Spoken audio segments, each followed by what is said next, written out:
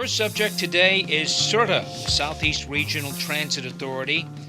Several years ago, not really considered a very rider-friendly institution during the early part of this decade, let's say, but that has all changed in November 11, early 2012, when the SRTA Advisory Board hired Erik Rousseau as the new administrator. Erik was just a young guy then. He's still a young guy, but he's with us today.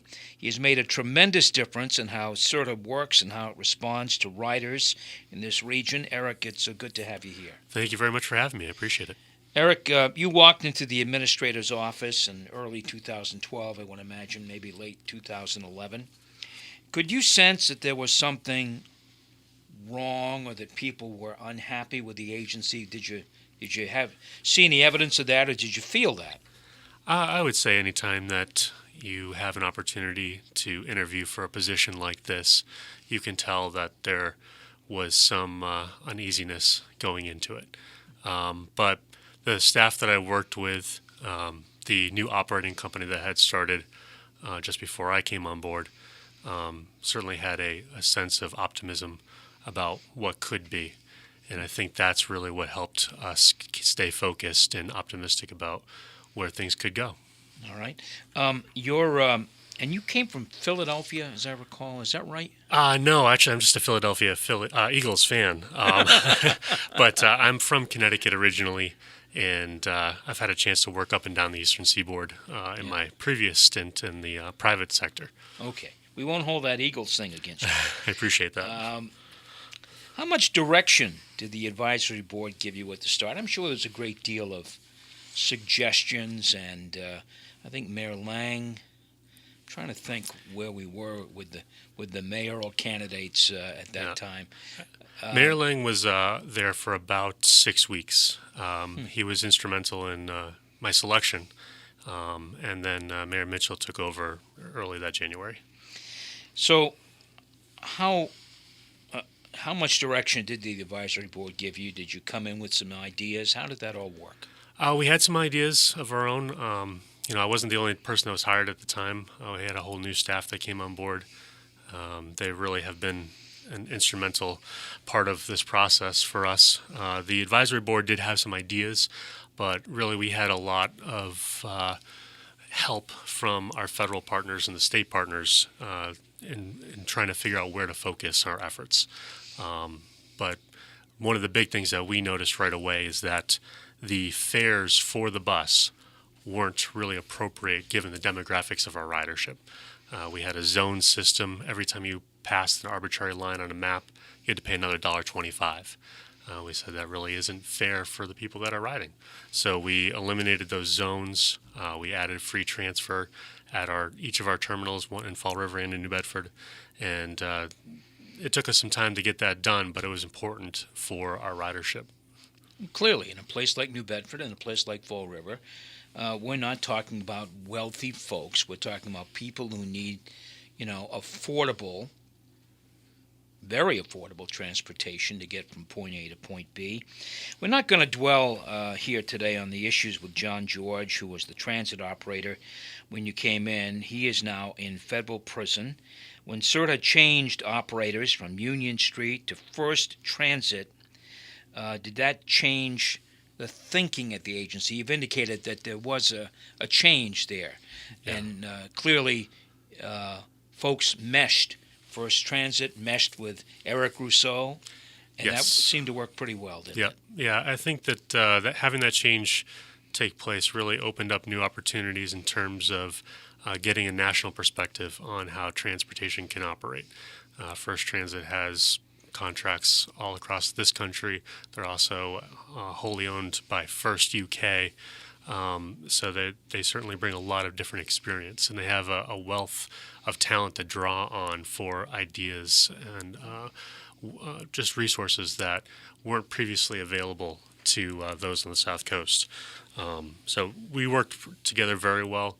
One of the first things that we were able to address was some of the untimeliness of the buses. It was easy earlier on to do that because we had lighter ridership, so we were able to streamline some of the routing in order to help keep buses on time. But over the last 6 years, our ridership has increased so dramatically that, again, we find ourselves trying to fight to keep buses on time, but for different reasons. So that's... Now, do those change? You mentioned two. We lowered the rates, the amount of money you pay to get on a bus. That's correct. And number two, you made the buses run on schedule. You stressed that. You streamlined some things to make sure that could happen. Did that cost you money? Were you able to invest some money based on changes at the Transit Authority?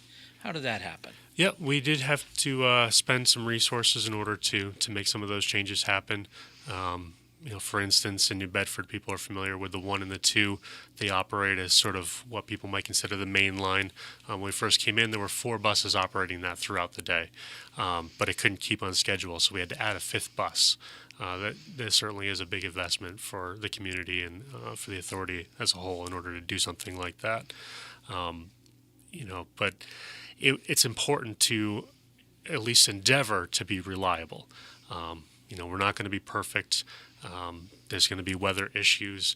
And again, as I mentioned, the ridership has increased so much that just having more people can slow down the bus. So that's a better problem to have, but it still is a bit of a challenge. We're going to talk about ridership in just a moment, but you are funded basically by the state government and federal government. Is that fair to say? Yeah, we have 4 main funding streams. So the fares that the passengers are paying at the fare box. Each community pays a local assessment into the service. How many communities receive service now? We have 10 communities at this point in time. And then we have our state contract assistance, and then we have our federal apportionment. Okay, so the largest chunk, I would imagine, comes from the state? It's a cross between the state and the federal apportionment, depending on which year we're in. Is income from fares actually increased under your Yes. tenure? Yeah, even though you lowered the rate. That's correct. Yeah, When we talk about that. You're listening to Erik Rousseau, the Administrator of the Southeast Regional Transit Authority, and I'm your host on Townsquare Sunday, Jim Phillips. Was there always pressure to establish nighttime routes? Now, nighttime routes in New Bedford, it just didn't happen for years and years and years. It was always, it costs too much, or we can't do it, or there's no ridership there to take advantage of it. There's really no reason why we have to go past 6 p.m. But there was always pressure. I'll answer my own question. There was always pressure from probably the day you walked in to establish nighttime routes, wasn't there? Yes, absolutely. That was certainly one of the big priorities when I was brought in. And it's something that when we think about as trying to do it for the whole system, it can be very onerous. But we tried to be more strategic, and we did it for 9 routes in total out of the 24 that we had at the time. And it's been very successful at this point. So let's talk about how successful it's been. You see, you've got a few numbers in front of you there, but how successful has it been? How many people are riding nighttime buses after 6, between 6 and 10, I guess, is the times, huh? Well, I think it's important to take a step back and look at it again as an entire system. It's easy to only look from 6 to 10 p.m. and say, okay, there's 200 people that rode at night. But what happened is that those people had the opportunity to ride more often during the day because they didn't have to get home by 6 o'clock. They were able to make 1 or 2 last trips, whether it be after work or after school. So our ridership in the time that I've been here has increased over 40% annually. That's throughout the day. That's throughout the whole day. And a lot of that is really attributed to the fact that people can finish up at 6 o'clock or 7 o'clock at night at whatever job they may have, grab one thing on the way home, and then make their final trip home. So we may only see a couple hundred people ride at night, or a couple hundred trips provided at night, but it's really that impact during the day that there's been a big boost in ridership. But we wouldn't have that without that nighttime ridership or that nighttime service. What's the most successful route, the most heavily ridden route that you have? Certainly the intercity, going between Fall River and New Bedford.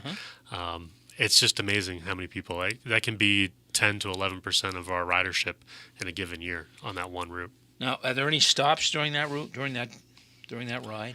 Oh yeah, that bus stops just about everywhere you can imagine. It stops at the mall, it stops at UMass Dartmouth, and everywhere in between.